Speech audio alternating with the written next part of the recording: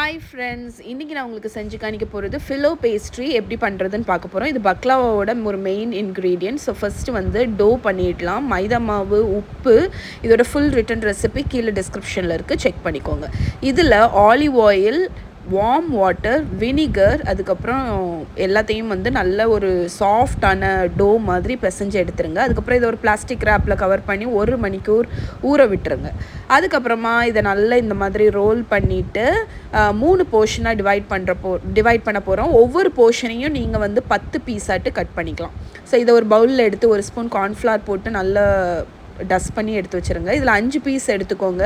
நம்ம 5 தான் ரோல் பண்ண போகிறோம். ஸோ இதை வந்து ஓரளவுக்கு இந்த மாதிரி ஈவனாக இருக்கணும் அப்படின்னு அவசியம் இல்லை. ஆனால் நீங்கள் தொட்டு ரோல் பண்ணுற மாவு வந்து கார்ன்ஃப்ளவர், மைதா மாவு யூஸ் பண்ணக்கூடாது. கார்ன்ஃப்ளவரை நல்லா ஜெனரஸாட்டு நீங்கள் மேலே டஸ்ட் பண்ணி இந்த மாதிரி ரோல் பண்ணிக்கணும். ஓரளவுக்கு ரோல் பண்ணதுக்கப்புறமாட்டு அதை ஒவ்வொன்றா தனித்தனியாக பிரிச்சிடுங்க.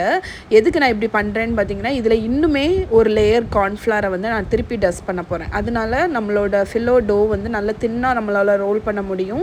நீங்கள் இந்த ஸ்டெப்பை ஸ்கிப் பண்ணி ஃபஸ்ட்டே நீங்கள் பெருசாக திரட்டினீங்க அப்படின்னா உங்களோட டோ வந்து ஒன்றுக்கு ஒன்று ஒட்டிடும், அது சரி வராது. அதனால் இதை நல்லா தின்னாக ரோல் பண்ணிக்கோங்க. தின்னாக ரோல் பண்ணும்போது உங்களுக்கு கார்ன்ஃப்ளவர் இருக்கிறதுனால ஒட்டாது. அதுக்கப்புறம் அதை பீல் பண்ணி எடுத்திங்கன்னா உங்களோட ஃபில்லோ பேஸ்ட்ரி சூப்பர் தின்னாக ரெடி ஆயிரும். இதை வச்சு நீங்கள் பக்லாவா, நிறைய டெசர்ட்ஸ், இதை சேவரி டிஷ்ஷில் கூட நீங்கள் வந்து செய்யலாம், யூஸ் பண்ணிக்கலாம். இந்த பக்லாவோட ரெசிபி நான் ஆல்ரெடி இன்றைக்கி ஒரு வீடியோ போட்டிருக்கேன், மறக்காமல் செக் பண்ணுங்கள்.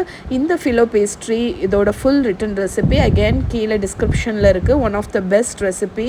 நீங்கள் ஃபில்லோ பேஸ்ட்ரி வச்சு ஏதாவது ரெசிபீஸ் உங்களுக்கு செய்ய பிடிக்கும் அப்படின்னா என்ன ரெசிபி செய்வீங்க அப்படிங்கிறத கீழே கமெண்டில் சொல்லுங்கள். ஓகே.